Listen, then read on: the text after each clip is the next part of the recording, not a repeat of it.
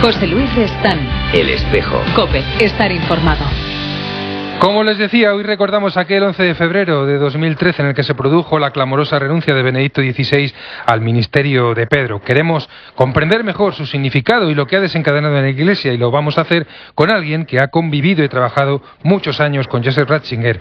Es el sacerdote valenciano Alejandro Cifres, responsable actualmente del archivo de la Congregación para la Doctrina de la Fe. Antes de conversar con él, Eva Galvache nos dibuja, como siempre, el perfil de nuestro invitado.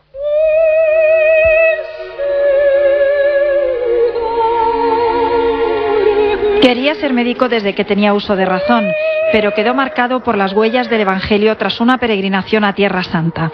Dejó la carrera de medicina en el tercer curso y entró en el seminario con 19 años. Como él dice, dejó la vocación de médico de cuerpos por la de médico de almas. Desde entonces, mucho ha llovido, pues nuestro invitado lleva nada menos que 22 años en Roma. Todo fue de manera casual. Su obispo entonces, don Miguel Roca, le quería mandar a estudiar Sagrada Escritura cuando le pidieron un sacerdote para Doctrina de la Fe, y ahí que envió a Alejandro Cifres. Dejaba en Valencia su numerosa familia, sus 5 hermanos, de los que ahora disfrutan vacaciones. Una vez en la ciudad eterna, tuvo que ir a presentarse al que sería su jefe, entre comillas, el entonces cardenal Ratzinger, con el que mantuvo una estrecha relación hasta que fue elegido papa. Ahora, a los 53 años, nuestro invitado es director del archivo de la Congregación para la Doctrina de la Fe, en el que trabaja todas las mañanas después de celebrar misa y coger fuerzas con un desayuno a la americana. A mediodía llegará el tiempo para compartir momentos con los empleados del Vaticano a la hora de la comida. Por lo demás, la lectura y el cine ocupan parte de su tiempo de ocio, amén de las exposiciones de arte y escuchar ópera. Desde Roma, Alejandro Cifres va a contarnos cómo era Josep Ratzinger, con el que compartió tantas horas de trabajo y que tal día como hoy, hace un año, presentó su renuncia como cabeza de la Iglesia Católica.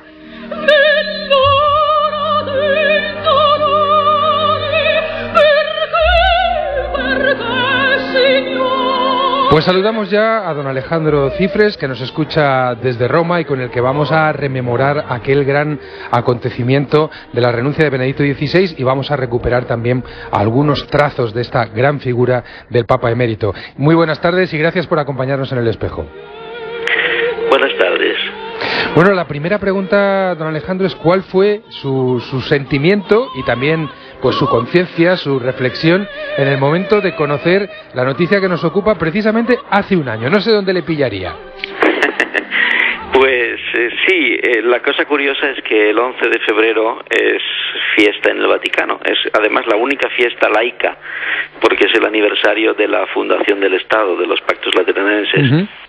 Entonces es un día de fiesta, es un día que no trabajábamos, estábamos todos fuera de la oficina, cada uno estaba haciendo sus cosas. Yo personalmente estaba en casa y estaba en Internet, y me enteré por Internet, me enteré por las redes sociales, donde algún amigo lo comunicó enseguida, y entonces fuimos todos desesperados al sitio Vaticano a ver lo que había. Y tardaba en salir. Claro, tardaba mucho porque, como todo el mundo sabe, el Papa lo hizo público en un consistorio en el que estaba aprobando santos, me parece. Sí, efectivamente. Y al final, con aquella declaración en latín tan solemne, pues poca gente lo entendió. Bueno, esto es historia conocida, ¿no? Pues sí. Se enteró. Nosotros nos enteramos, ya digo, por los pocos minutos. Un amigo sacerdote me escribió y me lo dijo. Y bueno, pues fue desde luego una gran sorpresa en ese momento. Claro, nadie nos imaginábamos que iba a suceder en aquel momento.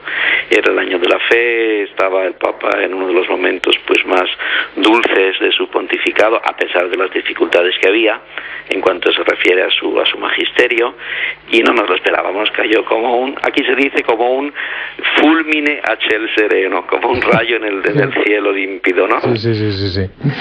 Usted conoció muy de cerca, debido a su trabajo en la Congregación para la Doctrina de la Fe, a Josep Ratzinger. Yo quería preguntarle cómo era él en el trabajo del día a día, en ese trabajo que no salía a los medios de comunicación, cuando llegaba, cuando estaba en el despacho, cuando se relacionaba con sus colaboradores. ¿Qué recuerdos tiene de eso?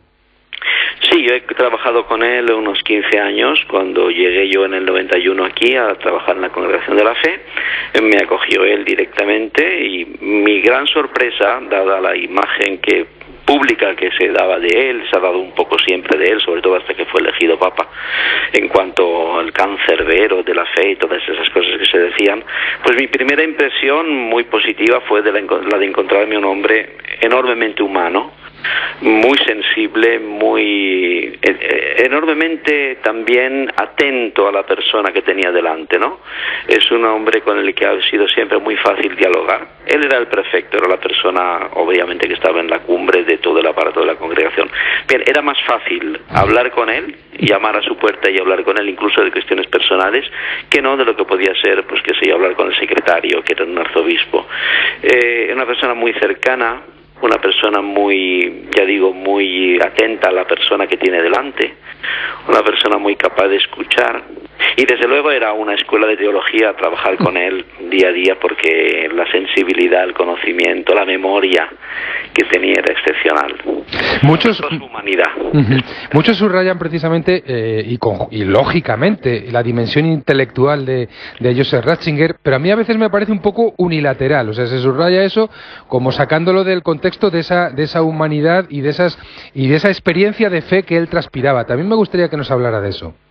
Sí, indudablemente el aspecto intelectual es muy relevante en él, en el sentido que él tiene el hábitus del profesor, y eso no se le quita, ¿no? Eso también tiene que ver con la personalidad como ha sido modelada, y eso, si se me permite, también explica alguna limitación que todos tenemos y que también él puede tener, este papel de profesor que a veces pues parece que puede alejar un poco del contexto externo.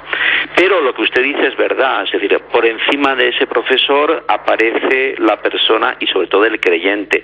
Yo he estado siempre muy admirado de lo que yo considero, es una opinión personal, santidad personal de él, porque vivía, por ejemplo, con una modestia enorme. Él vivía en un apartamento que, como quizá muchos saben, no era un apartamento propio de cardenal, era el apartamento que había tenido Marcinkus, el famoso arzobispo de Lyon, antes que él, que había sido mandado a Estados Unidos. Le habían dado ese apartamento, que no era un apartamento particularmente lujoso, vamos, grande como muchos de aquí, pero normal, con muebles heredados de Marcinkus, sin ningún lujo.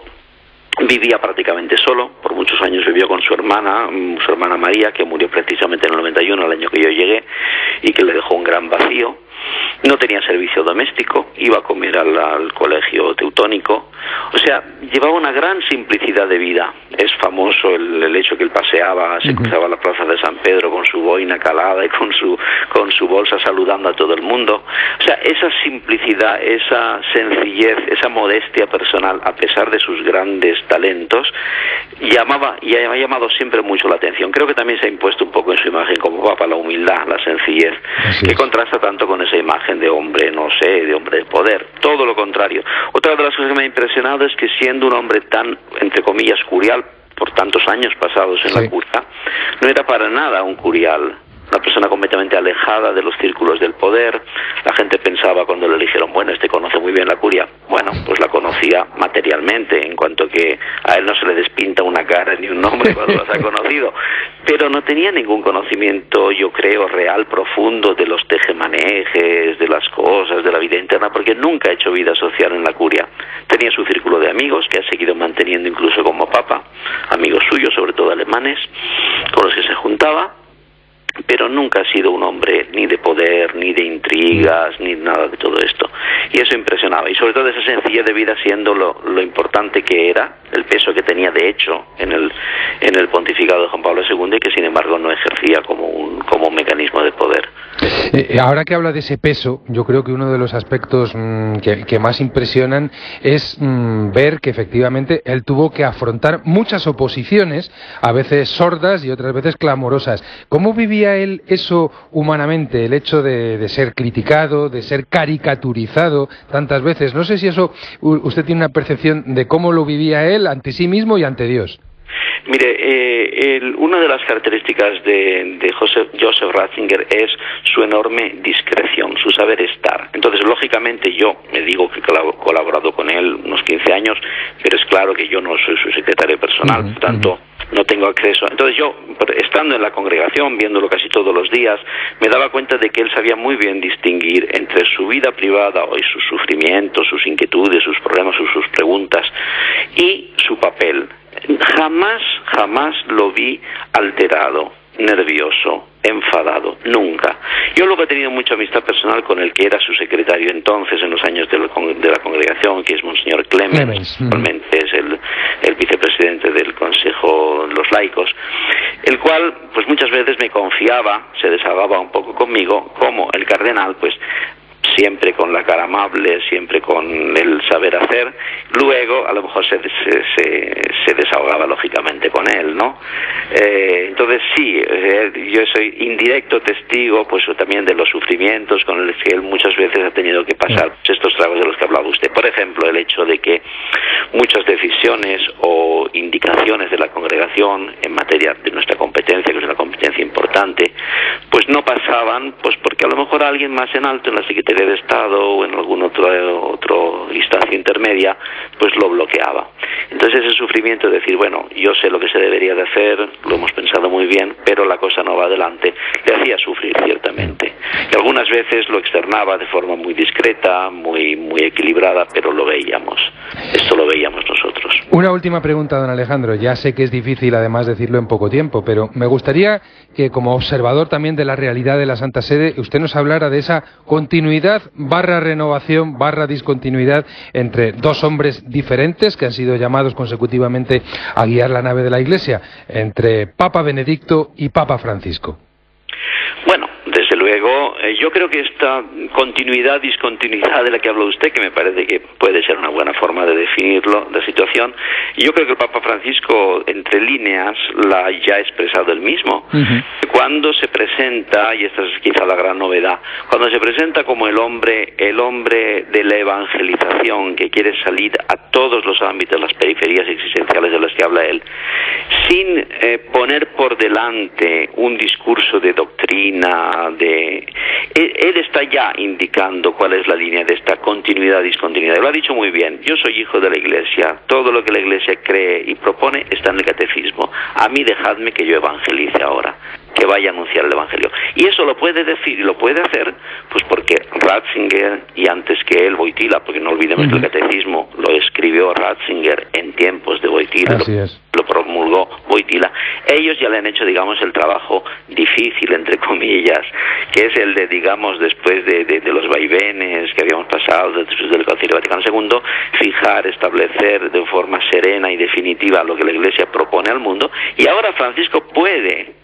darse, entre comillas, lo digo con simpatía, el lujo de decir, eso ya está ahí, a mí déjame que anuncie el Evangelio. Yo creo que la novedad de Francisco es esta, el poder acercarse al hombre de hoy, sobre todo al hombre que sufre, teniendo a las espaldas toda una historia de la Iglesia. Y en ese sentido, Benedicto ha hecho un servicio enorme, nos ha ayudado a entender la fe en la armonía con la razón, que no es una cosa muy fácil de aceptar siempre, y Francisco puede ejercer este ministerio que está ejercitando porque tiene a sus espaldas Ratzinger. Por eso la continuidad me parece perfecta, la continuidad en la diversidad del modo de proponerse. Pues don Alejandro Cifres, le agradecemos muchísimo que haya compartido no solo análisis, sino también experiencia personal y testimonio en este tiempo del espejo, cuando estamos recordando aquel momento impresionante de la renuncia de Benedicto XVI. Un fuerte abrazo desde Madrid. Muchas gracias. Buenos días.